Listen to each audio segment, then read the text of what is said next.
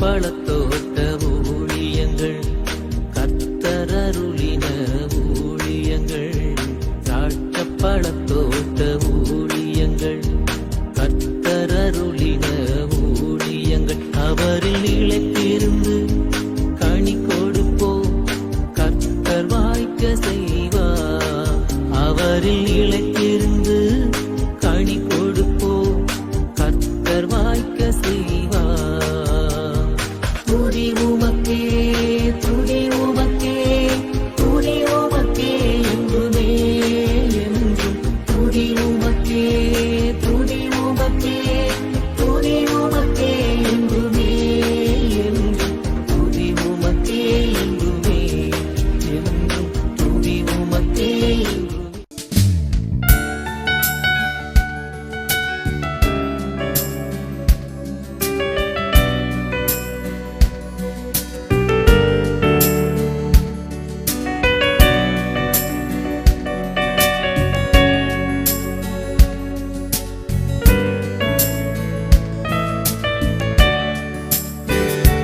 என்னை நேசிக்கின்றாயா,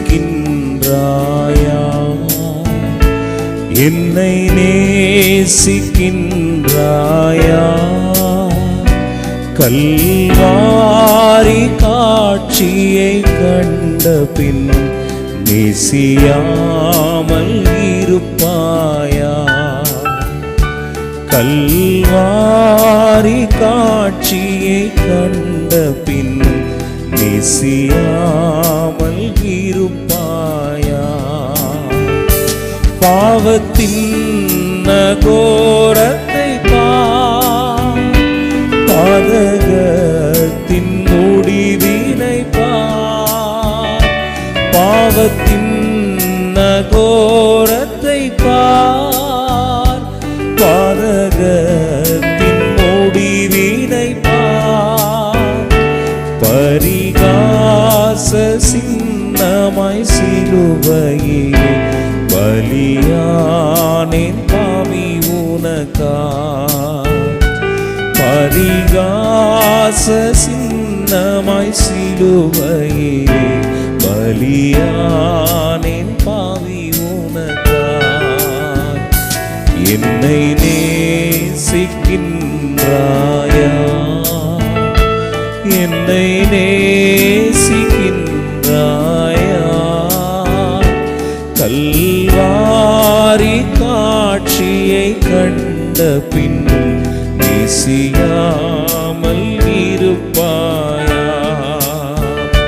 பாவம் பாரா பரிசுத்தர் நான், பாசம் பொங்க அழைக்கிறேன் நான். பாவம் பாரா பரிசுத்தர் நான், பாசம் பொங்க அழைக்கிறேன் நான். உன் பாவம் யாவும் சுமப்பேன் என்றேன், பாதம் தன்னில் இளைப்பாரவா. உன் பாவம் யாவும் சுமப்பேன் என்றேன், பாதம் தன்னில் இளைப்பாரவா. என்னை நேசிக்கின்றாயா, என்னை நேசிக்கின்றாயா, கல்வாரி காட்சியை கண்ட பின்னும் நேசியாமல் இருப்பாயா. கல்வாரி காட்சியை கண்ட பின்னும் நேசியாமல் இருப்பாயா. சிறியவனை பொழுதிலிருந்தும் எளியவனை குப்பையிலிருந்தும் எடுத்து உயர்த்தி ராஜாக்களோடும் பிரபுக்களோடும் பந்தியிருக்கச் செய்கிற அருமை ஆண்டவர் இயேசு கிறிஸ்துவின் இனிதான நாமத்தினாலே இந்த சத்தத்தை கேட்கின்ற அனைத்து தேவனுடைய பிள்ளைகளுக்கும் என்னுடைய அன்பான வாழ்த்துதல்கள். நீங்கள் கோடா கோடியை பெருகுவீர்களாக, உங்களுடைய பிள்ளைகள் கோடா கோடியை பெருகுவார்களாக என்று வாழ்த்துகிறேன். குறித்துக்குரியவர்களே, நேற்று தினத்திலே நாம் புனித வெள்ளி எனப்பட்ட நம்முடைய ஆண்டவருடைய சிலுவை பாடு மரணங்களை நாம் தியானித்தோம். இன்றைக்கு சனிக்கிழமை, நாளைக்கு உயிர்த்தெழுந்த நாள் ஈஸ்டர். எனவே இந்த நாளிலும் கூட தொடர்ந்து பாடுகளை குறித்து தியானித்தால் அது நலமானதாக இருக்கும் என்று சொல்லி நான் நினைக்கின்றேன். எந்த ஒரு மனிதனும் இப்படிப்பட்ட ஒரு தியாகத்தை செய்ததாக வரலாறு இல்லை. குற்றமற்ற பாவமற்ற ஆட்டுக்குட்டியாகிய அவர் பாவங்களை நீக்குகிற பரிகார பலியாகிய தன்னையே அவர் ஒப்பு கொடுத்தார். பாவத்தை நம்ம ஆண்டவர் அறியலை. ஆனால் ஒரு பாவிக்கு என்ன தண்டனை கொடுக்கப்படுமோ, உச்சகட்ட பாவத்தை செய்பவர்களுக்கு என்ன தண்டனை கொடுக்கப்படுமோ அது அவருக்கு கொடுக்கப்பட்டது. நம்மாலே அந்த தண்டனை தாங்க முடியாது என்று அறிந்த நம்முடைய ஆண்டவர் நமக்காக அவர் அந்த சிலுவையை ஏற்றுக்கொண்டார், இரத்தத்தை சிந்தினார். அங்கே 7 வார்த்தைகளை நம்முடைய ஆண்டவர் சொன்னார். இறுதியிலே ஆண்டவர் நம்முடைய ஜீவனையை கொடுத்தார். இதைத்தான் நேற்றைய தினத்தில் நாம் பார்க்கிறோம். நமக்கு ஒரு நம்பிக்கை இருக்கிறது. கல்வாரி அண்டை செல்கிற பொழுது, அங்கு வழிகிற அந்த இரத்த துளிகள் நம் மீது படுகிற பொழுது, என்ன சாப பாவங்கள், வியாதிகள், நஷ்டங்கள் இருந்தாலும், தோல்விகள் இருந்தாலும் அவைகள் எல்லாம் அங்கே கழுவப்படுகிறது, அகற்றப்படுகிறது. நமக்கு புது வாழ்வு உண்டாகின்றது. சிலுவை நமக்கு நம்பிக்கை தருகிறது. எனவே கர்த்தருடைய பிள்ளைகளாகிய நாம் இந்த சிலுவையை நோக்கி பார்க்கும்படியாக நாம் அழைக்கப்படுகிறோம். இதனால் தொடர்ச்சியாக நாம் தியானிக்கும்படியாக யோவான் 19ஆம் அதிகாரம் 32ஆம் வசனம் முதல், அந்தபடி போர்ச்செயர் வந்து அவரோட கூட சிலுவையில் அறையப்பட்ட முந்தினவனுடைய காலெலும்புகளையும் மற்றவனுடைய காலெலும்புகளையும் முறித்தார்கள். அவர்கள் இயேசுவினிடத்தில் வந்து அவர் மரித்திருக்கிறதை கண்டு அவருடைய காலெலும்புகளையும் முறிக்கவில்லை. ஆயிலும் போர்ச்செயரில் ஒருவன் ஈட்டினாலே அவருடைய விழாவில் குத்தினான். உடனே இரத்தமும் தண்ணீரும் புறப்பட்டது. நாளைக்கு ஓய்வு நாள் வருது, அதனால் இந்த மாதிரி பாடிலாம் சிலுவையில் தொங்கக்கூடாது, காலெலும்புகளை முறிக்கணும்னு சொல்லி கொடூரமான ஒரு உத்தரவை கேட்குறாங்க. பிலாத்தும் ஓகே அப்படிங்கிறாரு. சிலுவையில் அரைந்து உயிர் போகாமல் துடிச்சிட்டு கிடப்பாங்கன்னா அவன் காலெலும்புகளை முறிப்பாங்க, முறித்து அடித்து உடைப்பாங்க. உடைக்கும் பொழுது சீக்கிரமாக அது உயிர் போகும். கொடூரமான ஒரு காட்சி அது. பக்கத்தில் 2 பேருக்கும் உயிர் போகல, அதனால் அந்த காலெலும்பில் முறிக்கிறாங்க. அவங்க அலறிருப்பாங்க, அலறி மறிச்சிருப்பாங்க. இயேசுவண்டை வந்து அவர் காலெலும்பை முறிக்கணும்னு நினைக்கிறாங்க. ஓடி ஓடி உழைத்த கால்கள், மக்களை தேடி தேடி சென்ற கால்களை முறிக்க வேண்டும் என்று அவர்கள் சொல்கிறாங்க. ஆனால் அங்கே அதுக்குள்ளே அவர் மறித்திருந்தார். அதை பார்க்குறாங்க, இவர் மறிச்சிருந்தார் அப்படின்னு சொல்லி தெரிய வருது. சரி, எதுக்கும் டெஸ்ட் பண்ணி பார்ப்போமே என்று சொல்லி ஒரு போர்ச்சேவை நீட்டி எடுத்து அவருடைய விழாவில் வேகமாய் குத்தினானாம். அவருடைய இதயத்துக்குள்ளாக அந்த ஈட்டி பாய்ந்து சென்றது. அது அப்படியே தண்ணீரையும் இரத்தத்தையும் கொண்டு வந்தது என்று நாம் வாசிக்கிறோம். ஆண்டவருக்கு மரித்த பிறகும் கூட அந்த உலகம் கொடுத்த பரிசு அவரை ஈட்டி எடுத்து குத்தினார்கள் என்று நாம் காண்கின்றோம். மிகவும் வருத்தப்படுகிறோம். இருந்த வரைக்கும் தான் அவரை பாடுபடுத்தினாங்க, அடித்தாங்க, நொறுக்குனாங்க. இப்போ மரித்து தொங்கி கொண்டிருக்கிறார். அப்பொழுதும் அவரை விடாதபடிக்கு ஈட்டினாலே குத்தினாங்க. அவர் மரித்த பிறகும் கூட நமக்காக அவர் இது போல காயங்களை ஏற்றுக்கொண்டார், ஈட்டி குத்துக்களை ஏற்றுக்கொண்டார் என்பது வருத்தமான ஒரு காரியம். ஆண்டு எவ்வளவுக்கு எவ்வளோ விளக்கரையும் செலுத்த முடியுமோ அவ்வளவு நமக்காக செலுத்தியிருக்காங்க. அப்புறம் அப்படி குத்தும் பொழுது இரத்தமும் தண்ணீரும் புறப்பட்டு வந்ததாம். அவர் மரித்து விட்டார், ஆனால் அவருடைய இதயத்திலிருந்து இரத்தமும் தண்ணீரும் புறப்பட்டு வருகிறது. ஆசீர்வாதத்தின் தண்ணீர், நம்மை மகிழ்ச்சியாக்குகிற, நம்மை செழிப்பாக்குகிற தண்ணீர், இன்னொன்று நம்முடைய பாவங்களை கழுவுகிற அந்த இரத்தம், இரண்டும் ஒரே நேரத்தில் புறப்பட்டு வந்ததா. நம்முடைய பாவங்கள் கழுவப்படுகிற பொழுது அது இயேசுவின் இரத்தத்தினால் மாத்திரம்தான் கழுவப்பட முடியும். நமக்கு பாவ மன்னிப்பு வந்து இயேசுவின் இரத்தத்தினால தான் உண்டாக முடியும். அப்படி இரத்தத்தினால அந்த பாவ மன்னிப்பு உண்டான ஆசீர்வாதத்தின் தண்ணீர் அது புறப்பட்டு வருகிறது. நமக்கு ஏராளமான ஆசீர்வாதங்கள் கிடைக்கின்றது என்பதற்கு அடையாளமாய்த்தான் இரத்தமும் தண்ணீரும் புறப்பட்டு வந்தது என்று நாம் காண்கின்றோம். இயேசு மரித்த மாத்திரத்தில் தேவாலயத்தின் திரைச்சலை மேலிருந்து கீழாக 2ஆய் கிழிந்தது என்று நாம் வாசிக்கிறோம். இயேசு மரித்த மாத்திரத்திலே அந்த திரைச்சலை கிழிந்து விட்டது. அது வரைக்கும் மனிதர்கள் தெய்வத்திடத்தில் நேரடியாய் போக முடியாது, ஆசாரியர்கள் மூலமாக தான் போகணும். மனிதர்கள் ஆண்டவரை நேரடியாக தரிசிக்கவே முடியாது. திருச்சியிலே அவர்களை மூடியிருக்கும், அந்த சன்னிதானத்துக்கு போகவே முடியாது. பல ஆயிரக்கணக்கான வருடங்களாக இந்த பழக்கம்தான் இருந்தது. ஆசாரியர்கள் மாத்திரமே கடவுளண்டை சென்றார்கள், பலிபீடத்தென்று சென்றார்கள். இப்பொழுது கிழிந்து விட்டபடினாலே மனிதர்களாகிய நாம் நேரடியாக நம்முடைய ஆண்டவர்கிட்ட போகலாம்.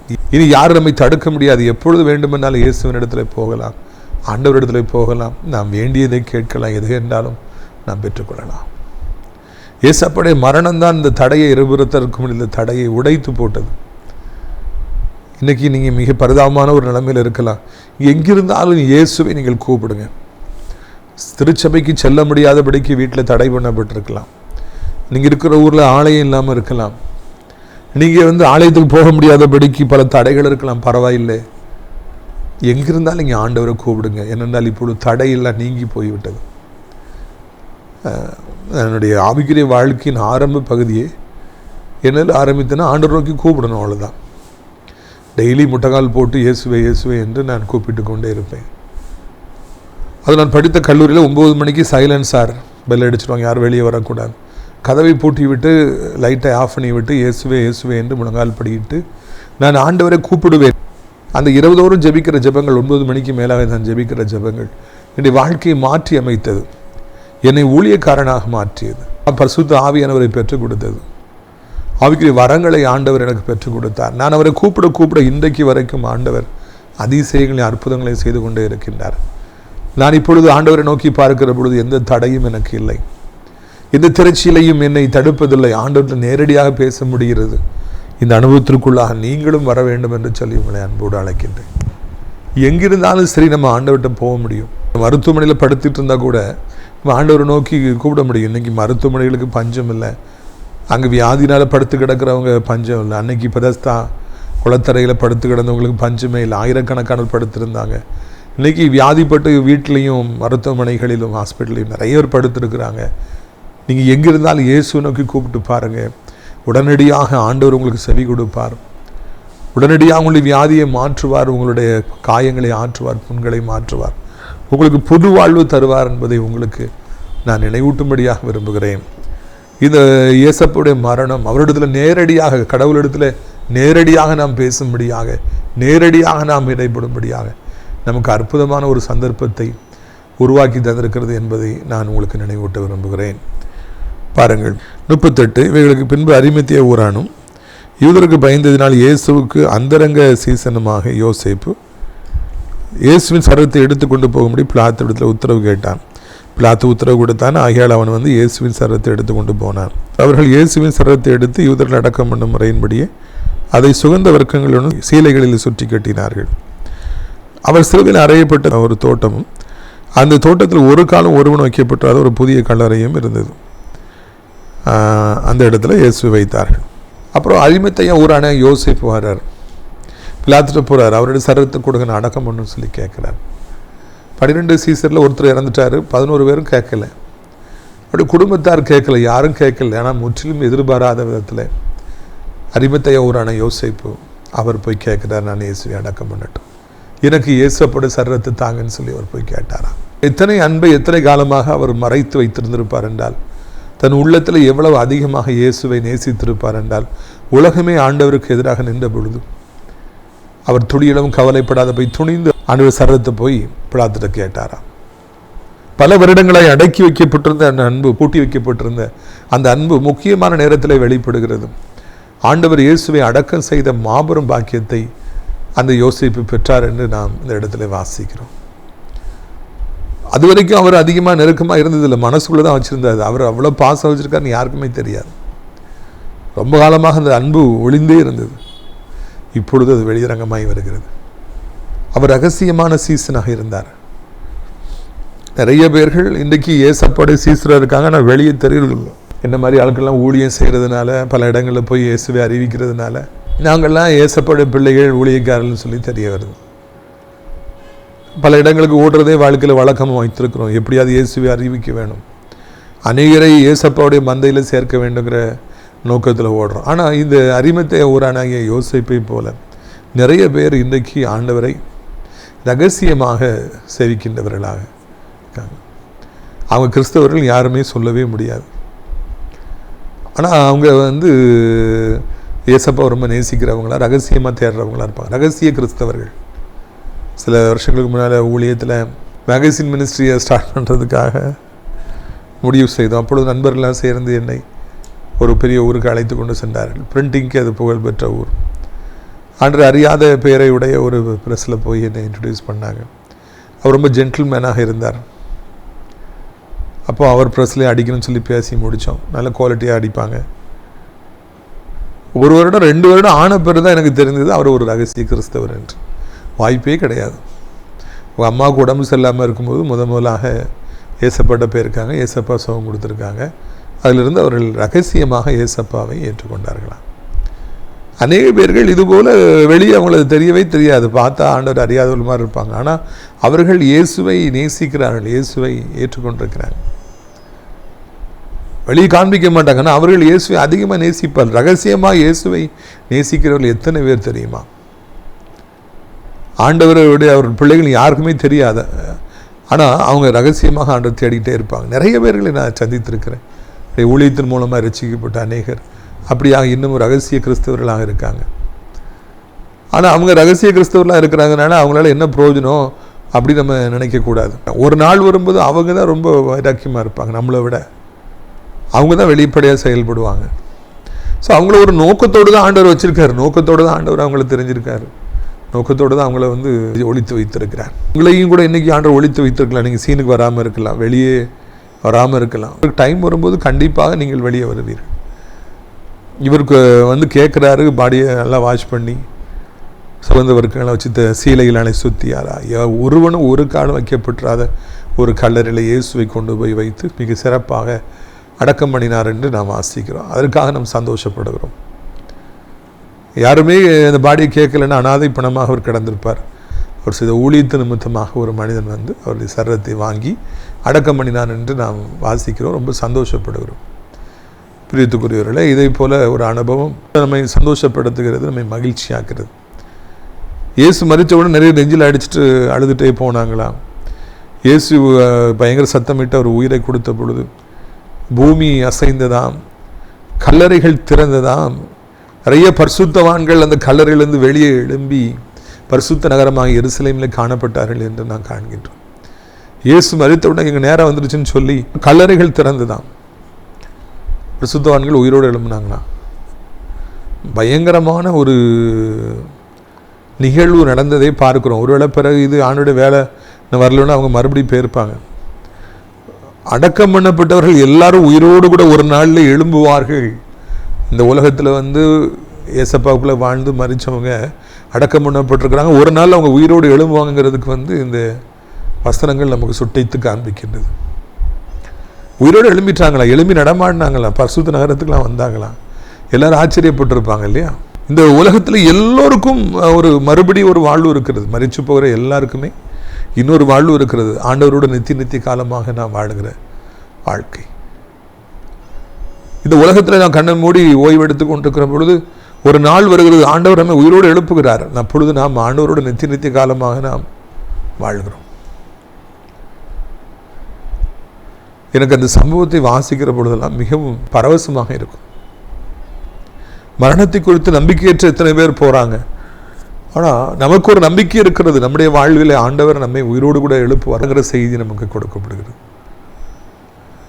எத்தனையோ காட்சிகளை நான் காணுகிறேன். எத்தனை பேர் இந்த பூமியை விட்டு கடந்து போகிறாங்க. உங்களுக்கு பிரியமானவங்களை விட்டு கடந்து போயிருக்கலாம். நம்பிக்கையற்று போக வேணுங்கிற அவசியமே இல்லை. ஒரு நாள் அவங்க உயிரோடு எழும்ப போகிறாங்க, நாமும் உயிரோடு எழும்ப போகிறோம்.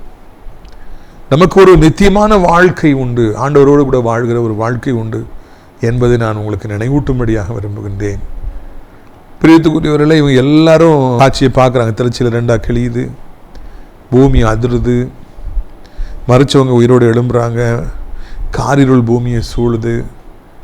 அந்த மரணத்தை அந்த நேரத்தில் ஆண்டவர் உயிரை விடும்போது இந்த உலகமே அசையுது. ஏன்னா அவ்வளோ பெரிய பரிசுத்தவான், அவ்வளோ பெரிய ஆண்டவர் தன் ஜீவனை கொடுக்கும் பொழுது உலகமே அசைந்தது, உலகமே இருளுக்குள்ளே போயிற்று என்று நான் காண்கின்றோம். இப்படியாக பிரியத்துக்குரியவர்களே, மரணம் இவ்வளவு ஒரு பயங்கரத்தை ஏற்படுத்தியது. ஆனால் வேற யாரும் மரணத்தை சந்திக்கும் போது இந்த உலகத்தில் அப்படிப்பட்ட அடையாளங்கள் நடக்கின்றதா என்று பார்த்தால் அப்படி இல்லவே இல்லை. இயேசு கிறிஸ்து மரணத்தை சந்தித்த பொழுதுதான் இப்படிப்பட்ட அடையாளங்கள் எல்லாம் வந்தன. உலகத்தில் எத்தனை பேர் மறிக்கிறாங்க, ஆனால் அப்போல்லாம் ஒன்றுமே ஒரு மாற்றம் வருதில்லை. எனக்கு விவரம் தெரிஞ்ச நாள் இருந்து நான் முதல்ல ஏசப்பா ஏற்றுக்கொண்டு பக்கத்தில் உள்ள ஊர்களுக்கெல்லாம் இந்த குட் ஃப்ரைடே அன்னைக்கு பிரசங்கம் பண்ண போனதை நான் திரும்பி பார்க்கின்றேன். அப்போ இருந்து இன்னைக்கு வரைக்கும் அந்த 3ஆம் மணி வேலை வருகிற பொழுது அப்படி இருட்டாக தான் இருக்கும். வெயில் காலமாக இருந்தாலும் அது அப்படி வெயிலே மறைந்து விடும், வெயிலே அடிக்காது. இயேசப்பாவுடைய மரணத்தை இந்த உலகம் நினைவு கூறுகிற பொழுது தானாக சூரியன் ஒளிந்து கொள்கிறான். அவனுக்கு அந்த உக்கிரம் இருப்பதில்லை, அவனுக்கு மக்களை எரிக்க முடிவதில்லை. காரணம் என்ன? அந்த பரிசுத்தவானுடைய மறைவு 2000 வருஷங்களுக்கு முன்னால் இருந்தால் கூட இன்னைக்கு வரைக்கும் மக்களுக்கு அது ஆசீர்வாதமானதாக இருக்கிறது. அது நேரத்தில் அப்படி ஒரு காரிருள் சூழ்கிறது, ஒரு அமைதி உண்டாகிறது. இயேசப்பாவுடைய மரணம் அவ்வளவு வல்லமை வாய்ந்ததாக இருக்கிறது. இந்த உலகத்தில் வேறு எந்த தலைவர் மறைந்தாலும் இருள் வருவதில்லை, பூமி பிளப்பதில்லை, பரிசுத்தவான்கள் வெளியே வருவதில்லை, காரிருள் வருவதில்லை, எதுவும் இல்லை. ஆனால் ஆண்டவருடைய மரணத்துக்கு அவ்வளோ ஒரு எஃபெக்ட் இருந்துச்சா. பிரித்துக்குரியவர்களே, நம்முடைய வாழ்க்கையிலும் கூட ஆண்டவர் இயேசு கிறிஸ்துவை நான் நோக்கி பார்ப்போம். ஆண்டவர், எனக்காக நீங்கள் மறைச்சிங்க, வேற யாருக்கோ இல்லை, எனக்காக ரத்த சிந்தனீங்க, எனக்காக நீங்கள் ஜீவனை கொடுத்துறீங்க. ஆண்டவரே நன்றி அப்பா. அவருடைய மரணம் வீணாக போகக்கூடாது, இந்த தியாகம் வீணாக போகக்கூடாது. ரத்தம் எங்கள் மேலே விழணும், என் குடும்பத்து மேலே விழணும், எனக்கு பிரியமானவர்கள் மேலே விழணும். எல்லா வியாதி, எல்லா கஷ்டம், நஷ்டம், தரித்திரம், சாபம், பிசாசுடைய கிரியைகள், அவமானங்கள், எல்லா நிந்தைகள் எல்லாம் எங்களை விட்டு நீங்கணும். நாங்கள் ஆசீர்வாதமாக இருக்கணும்னு சொல்லி நீங்கள் ஜெபம் பண்ணுங்க. அப்பொழுது நிச்சயமாக ஆண்டவர் அவர் உங்களுடைய வாழ்க்கையில் காணப்படுற எல்லா இருளையும் நீக்கி வெளிச்சமாக அவர் வருவார். இயேசப்பா நமக்காக சிலுவையில் ஜீவனை கொடுத்துருக்காங்க. அந்த தியாகம் வீணாக போகவே போகாது. இயேசுவின் ரத்தம் ஜெயன்னு சொல்லிகிட்டே இருந்து பாருங்க, அப்பொழுது எல்லா விதமான காரியங்களும் நீங்கிவிடும். இயேசுவின் ரத்தமே ஜெயம். பிரியத்துக்குரியவர், இப்படியாக ஆண்டவருடைய சிலுவை மரணத்தை நான் தியானிக்கிறோம். உங்களுடைய ஆசீர்வாதங்களுக்காக நான் ஜெபிக்கும்படியாக விரும்புகிறேன். எல்லாரும் கண்களை மூடுவீர்களாமா? நாம் எல்லாரும் சேர்ந்து ஜெபிக்கலாமா? நாம் ஜெபிக்கலாம். அப்பா பிதாவே, வானத்துக்கும் பூமிக்கும் ஆண்டவரே, இந்த அருமையான நாளிலும் கூட அரிமத்தையா ஊரானாகிய யோசேப்பு எவ்வளவு துணிந்து சென்று சரீரத்தை கேட்டு வாங்கி அழகானபடிக்கு அடக்கம் செய்தார் என்று நாங்கள் வாசிக்கிறோம். பூமி அதிர்ந்தது, பரிசுத்தவான்கள் கலரிழந்து எழுந்தார்கள் என்று வாசிக்கிறோம். திரட்சியிலே 2ஆய் கிழிந்தது என்று சொல்லி நாங்கள் பார்க்கிறோம். ஆண்டவர் தகப்பனே, வேறு எந்த ஒரு மனிதனும் மறிக்கிற பொழுது இந்த உலகத்தில் இப்படிப்பட்ட ஒரு பயங்கரங்கள் சம்பவிப்பதில்லை. உம்முடைய மரணத்துக்கு தான் அவ்வளோ வலிமை இருந்தது. சிருஷ்டிகளே கண்களை மூடிக்கொண்டது ராஜா. பரம தகப்பனை, இவ்வளோ வல்லமை பொருந்தி ஆண்டவரை நாங்கள் தெய்வமாய் கொண்டிருப்பதில் மிகவும் சந்தோஷப்படுகிறோம், மிகவும் மகிழ்ச்சி அடைகிறோம்.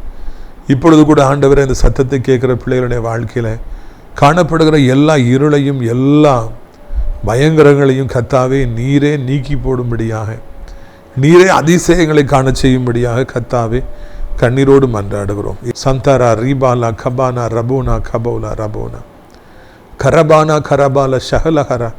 சரீரத்தில் தோளிலே வியாதி இது வெண்மையாக இது மாறிக்கொண்டிருக்கிறது. சகோதரா, கலங்கிட்டு இருக்கிறீங்க.